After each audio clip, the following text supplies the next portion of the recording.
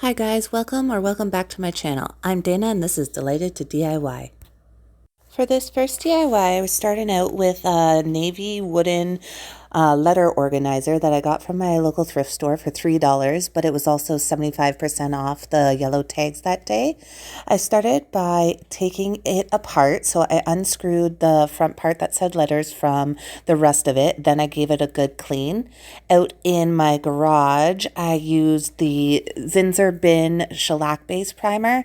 Seeing as I've been having no luck with yellowing and using Mod Podge, I decided I'd pull out the big guns and use the shellac base primer. It is very strong with its odor, so I highly suggest doing it in a well ventilated area. I did 2 coats, letting it dry in between each one. Back inside, I used Rust-Oleum's chalked paint in linen white and gave the whole thing a good coat. Once it was dry, I realized it needed a second, but it didn't need a full second coat, if that makes sense. Once that was dry, I decided to line the front with some chicken wire. I lucked out in getting this from Dollar Tree. I don't know if you will still be able to find it. I haven't seen it in a long time. Anyways, I measured it out with my hands and decided to where I needed to cut it. So I used some floral cutters, which cut it very easily, and cut all the way along. Luckily, it was the exact width I needed. Then with my staple gun, I added some staples along each part of the wood dividers to hold it in place. Don't worry about the placement of the staples as long as they're in the wood, as we're going to be covering these later on. Next, you'll want to trim the chicken wire that's sticking over and above the dividers. First, I'm going to show you the wrong way, which was cutting it in between each piece. Then I realized the right way, which was to cut it just above or a little above where each part was twisted together. Then do this all the way along till you reach the other end.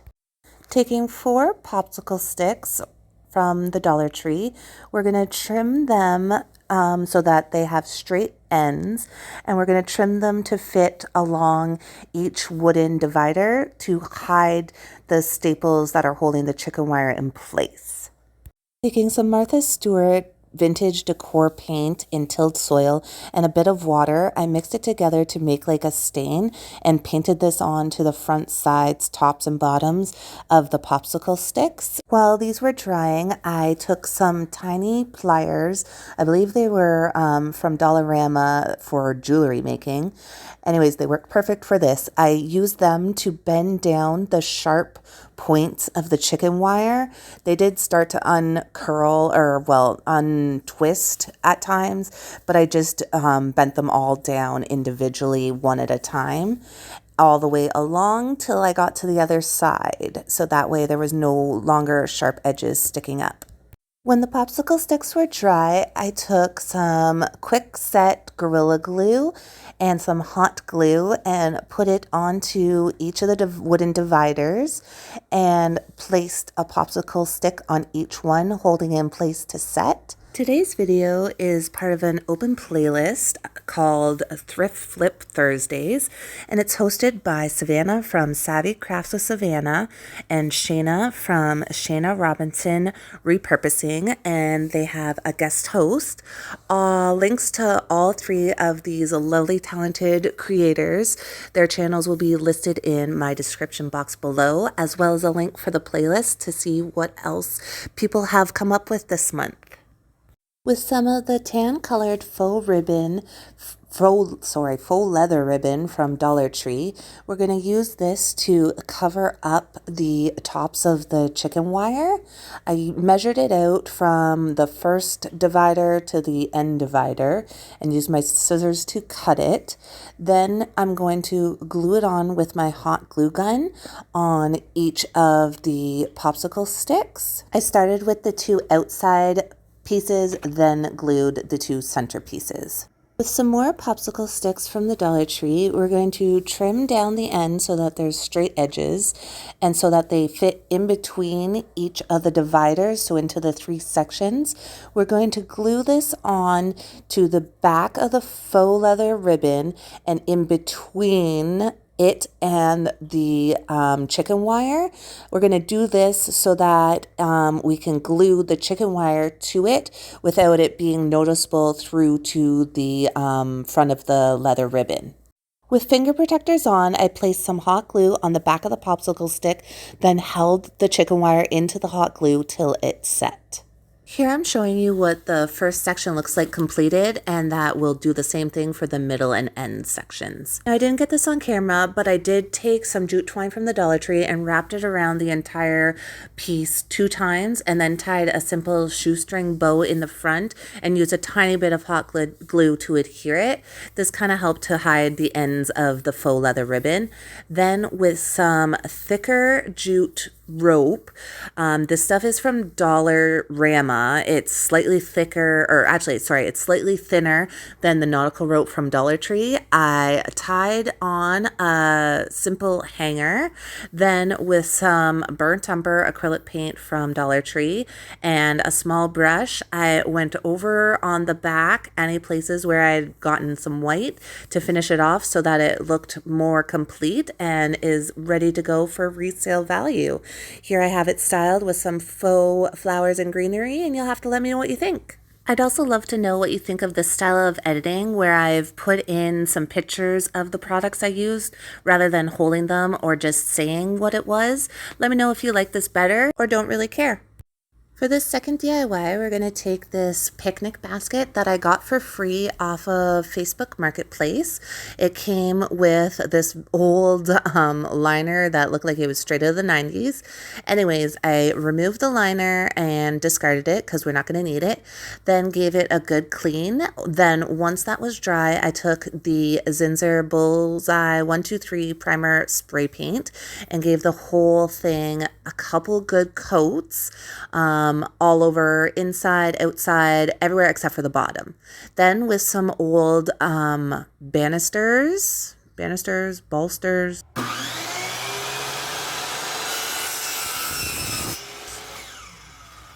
Anyways, with some old railing things. If you know what I'm trying to say, please leave it in the comments below.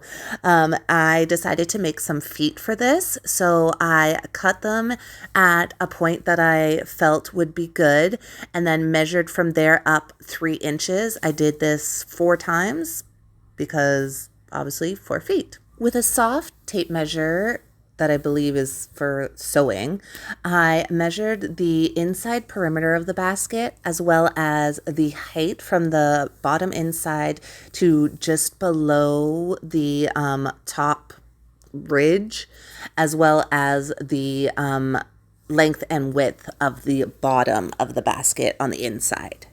When this was complete, I took some burlap that I got from free, again off Facebook Marketplace, and measured out the width of the burlap.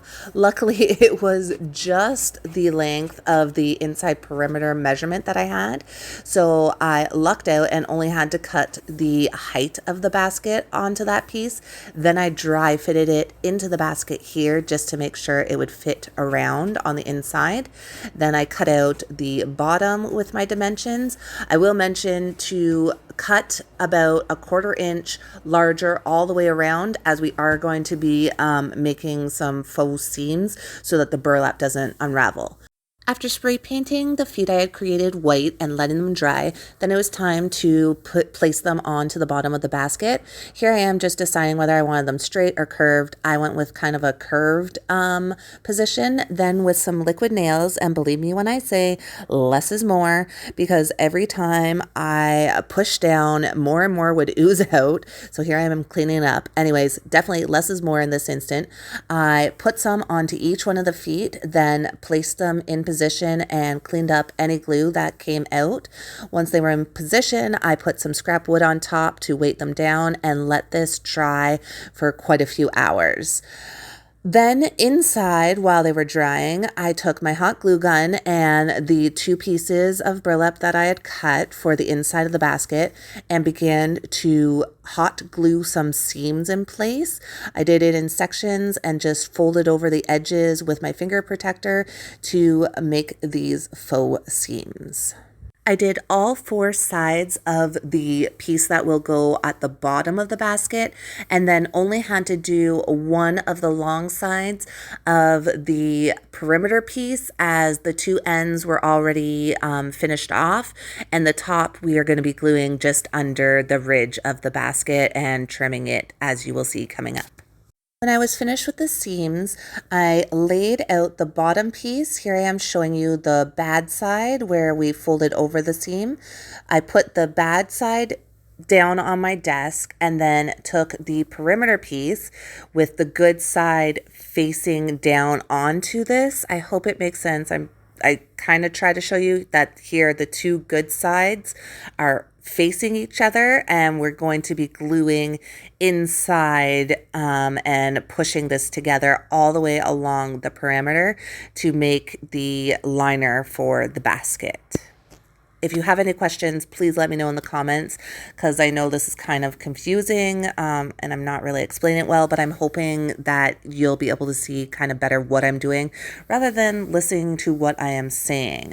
At the corners, again, it was a bit tricky. I'm not too sure how I'm going to explain this, but at the corners, I go all the way up to the corner on one side, then kind of pull it into like a triangle. I fold and pull sort of into a triangle sort of shape, and then I glued a little bit and pushed this down, then continued on my merry way all the way around to the next corner, did the same thing, repeated this for all four corners and all four sides.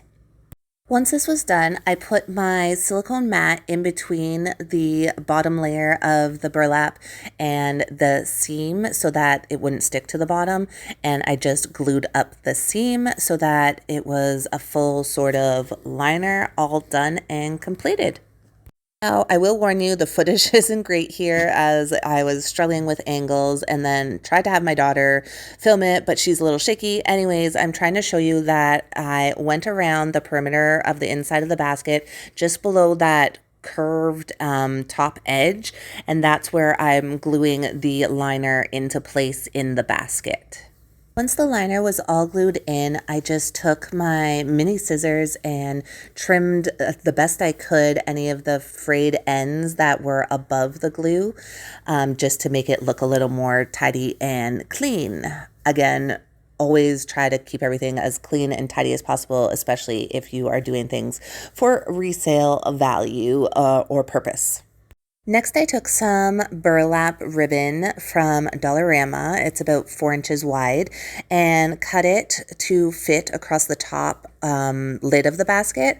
I'm gluing it just underneath the ridge of the lid of the basket, and then again I glued some at the top on the other side to hold it in place, and then again along the inside edge of the basket, and used my scissors because I didn't have my finger protectors with me to kind of just glue it underneath. I know my big old head's in the way. Again, angles kind of sucked, but this is how it turned out. I did get some inspiration from Sandra from DIYs at the Chauvin's Nest, but you'll have to let me know what you think in the comments below.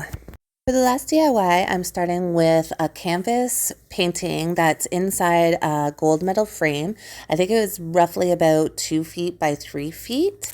And using the Bullseye 123 primer spray paint, I'm giving this 2 very good coats. Actually, it might have been 3, letting each coat dry in between to cover all the front sides frame of this piece. Then with a stencil from Martha Stewart that I got at Michael's, I determined based on its size and the size of the print how many full squares I could fit, which was 6.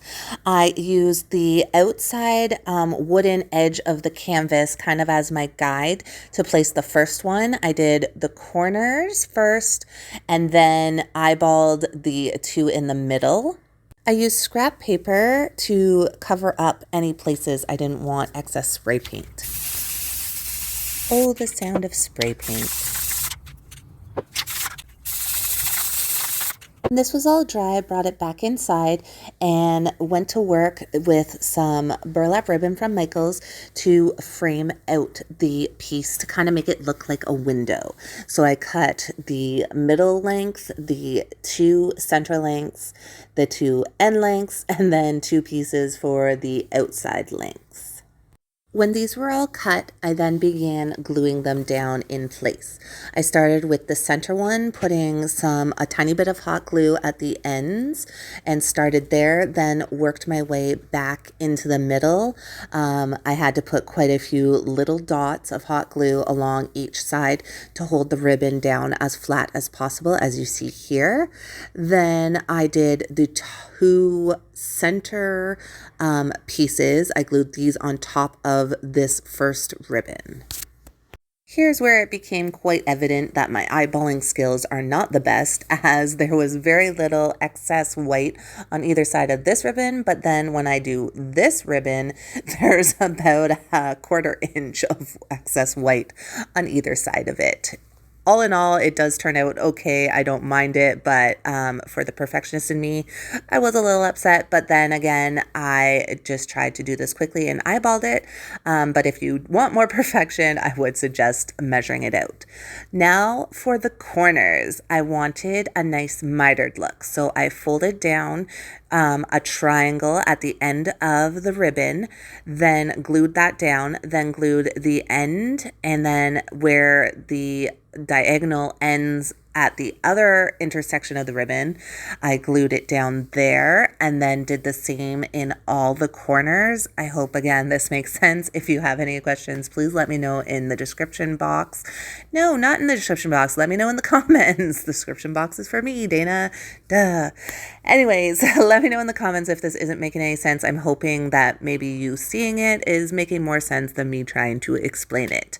But I did this for the corners on the outside, so all 4 corners. Then again, I just used my hot glue to glue down along the edges with little dabs of hot glue to keep the ribbon as taut and flat to the canvas as possible. Finish it off, I tied a swag of boxwood greenery from Michaels together and put a simple bow at the top, again with some ribbon that has some lace detailing on it from Michaels. I'm sorry I didn't get footage of this. It was kind of a last minute thought, but I adhered this on with my hot glue gun to the top. And this is it for DIY number 3. If you like what you saw, it'd be awesome if you hit that like button or considered sharing it with your friends or subscribing to my channel. Any of those are a big help. And before you go, why don't you hit this link right here to see more thrift flips that I've done. Thanks for watching. Bye.